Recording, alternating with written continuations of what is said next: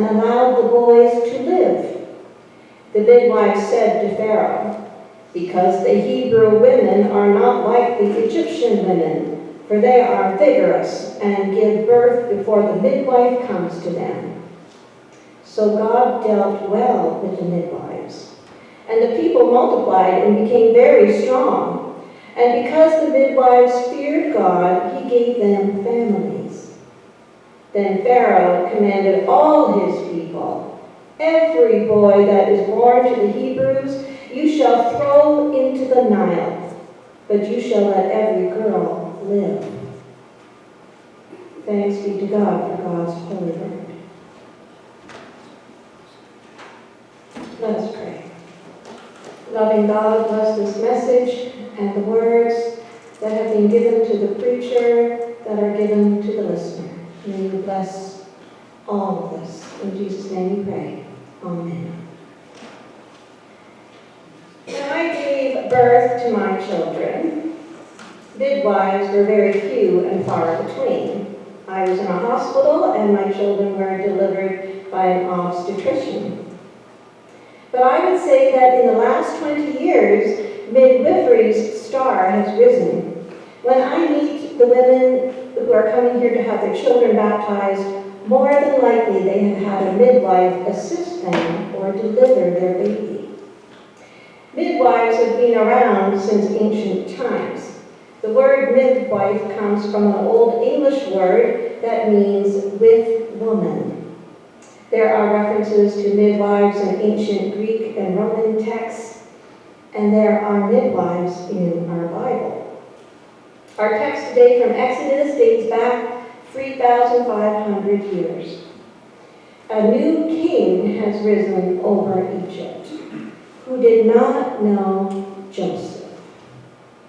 And this new king is worried about the growing population of the Hebrew slaves, and he decides to decrease their numbers by trying to kill them through hard labor.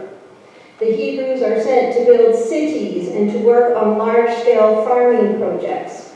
But the Hebrews survive and continue to multiply.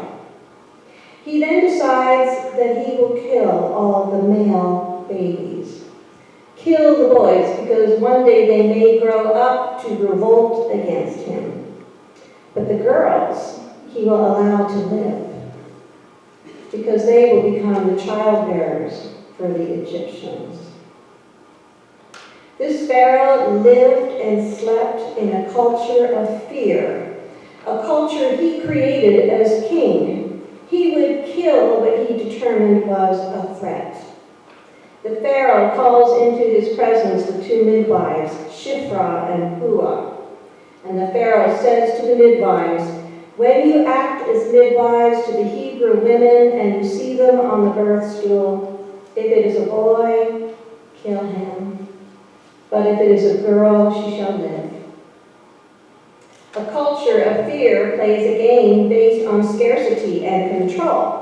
And so the Pharaoh, hedging his bets on death, says to the midwives, "Kill the boys." Cynicism is a powerful force. It deflates dreams, it closes doors, it boards up hope. Cynicism is pervasive and corrosive. It's driven by fear, and it undermines societal values. Under a kingdom like this, people die, ideas die, hope dies. Cynicism is something that is not new to our culture. Barack Obama famously asked the American people, "Do we participate in a politics of cynicism, or do we participate in a politics of hope?" That was in 2004. 15 years later, Americans are even deeper into the wells of cynicism that Obama flagged. And the cynicism has crept over the border into Canada.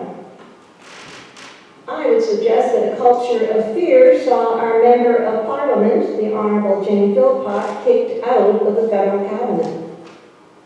The recent negative campaign and mudslinging in both provincial and federal politics has struck us all.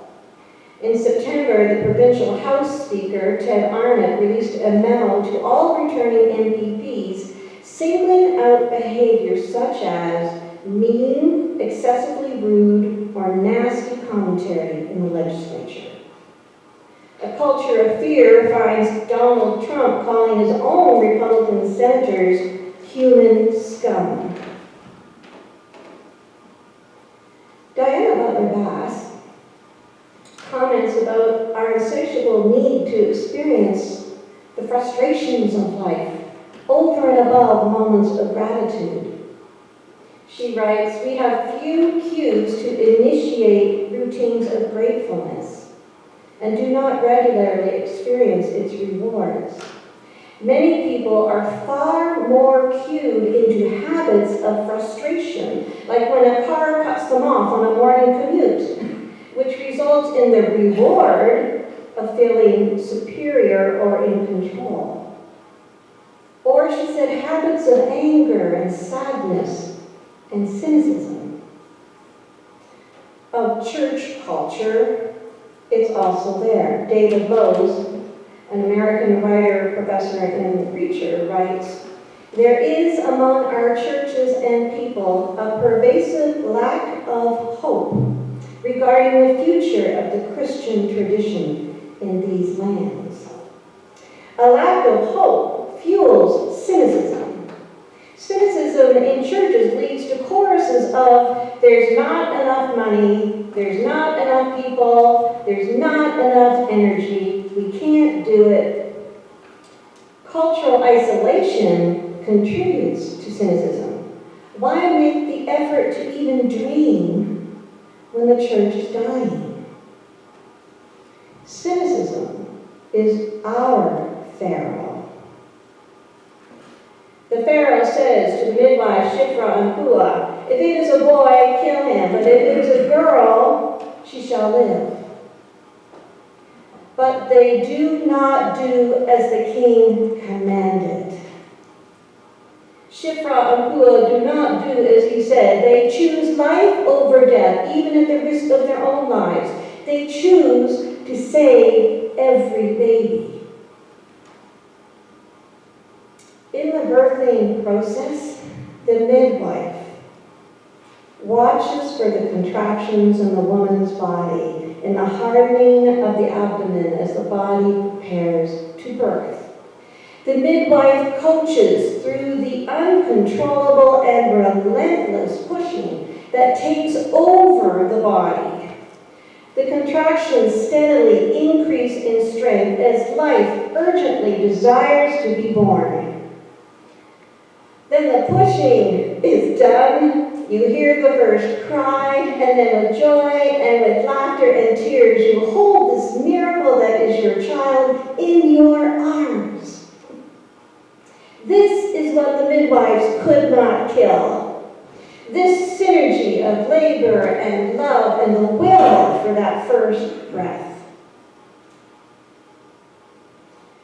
Lynn Japinga observes this. Midwives coach the mother through the birth process, but they cannot do the work for the mother or take her pain away. They can be present and they can make the delivery more comfortable and less frightening. She writes then, "So it is with God, who does not promise to take pain away or do the hard work for us, but is present, active, supportive, and encouraging in the midst of struggle and pain." God is a midwife.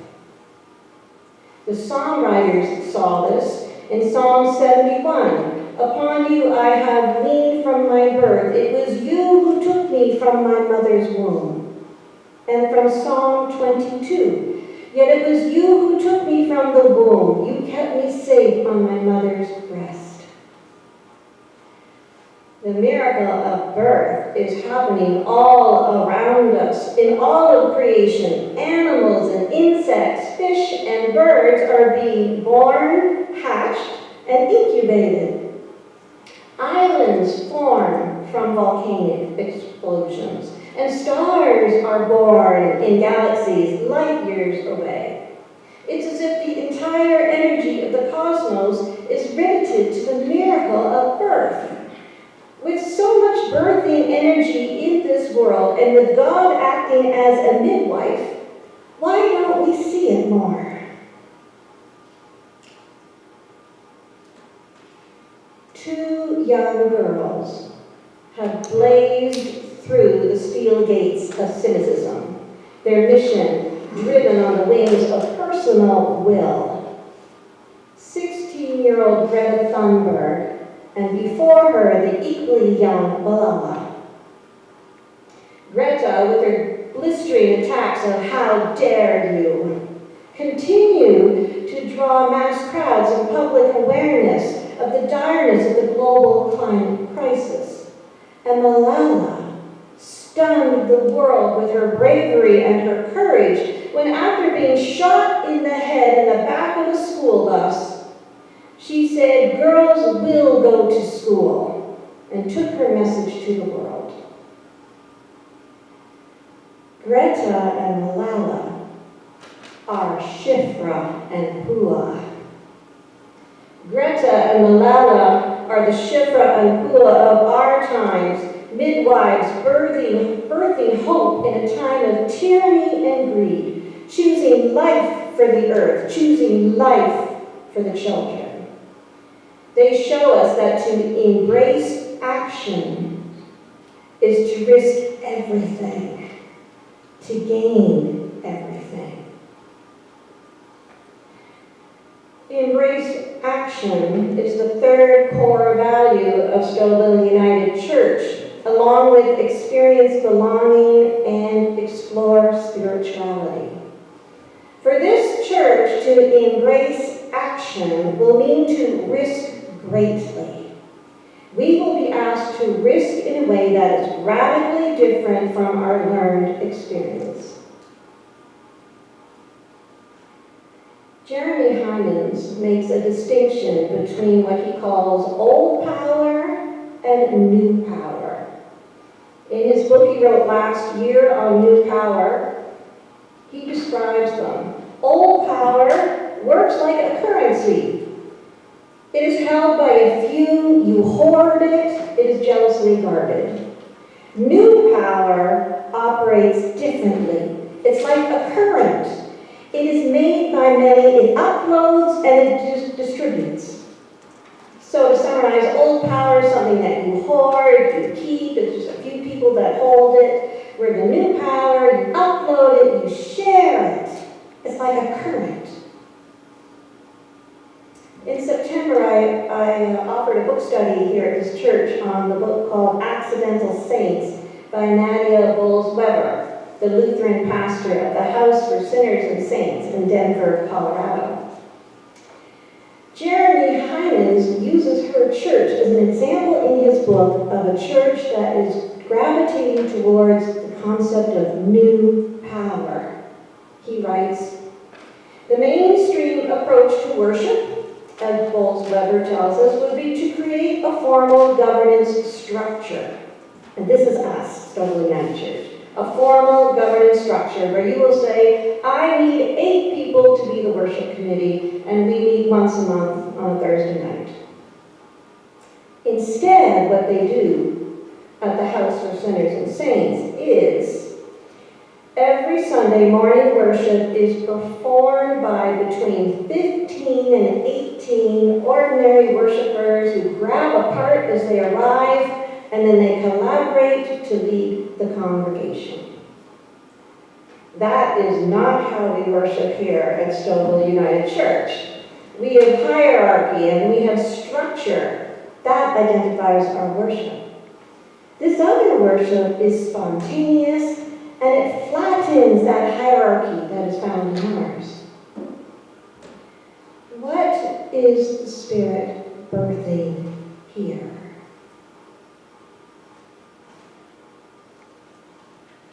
So, what is embrace action but to let go and to not hold on? To leave what is familiar and to feel uncomfortable. What is embrace action but to risk all that you know for what you don't? to experience birth. And as you embrace action, you will not be unaccompanied. For like the midwife, God is with you every step of the way. Thanks be to God. Amen. Let us pray. Loving God, you are the midwife in our lives, birthing all kinds of things, seen and unseen. You are the energy that moves beneath the surface, that flows through the air around us, that ignites dreams and visions. You are the one that will birth Stouffville United Church into the life it is meant to lead. In Jesus' name we give thanks. Amen. Please join with me in our closing hymn, Let There Be Light, Voices United 679.